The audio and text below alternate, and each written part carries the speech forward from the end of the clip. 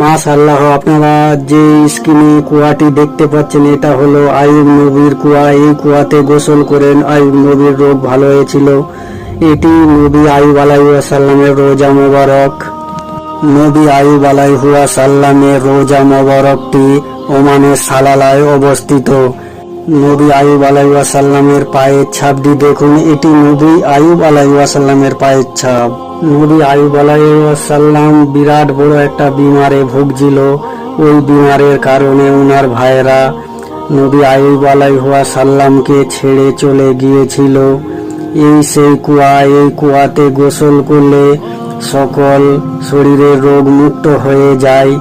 এটি সেই আইয়ুব আলাইহিসসালামের হাতের তৈরি মসজিদ। দেখুন কত সুন্দর মোটা দেওয়াল করে বানিয়েছিল নবী আইয়ুব আলাইহিসসালাম। এখানে সকল মানুষ আসে, গোসল করে। এখানে গোসল করলে রোগ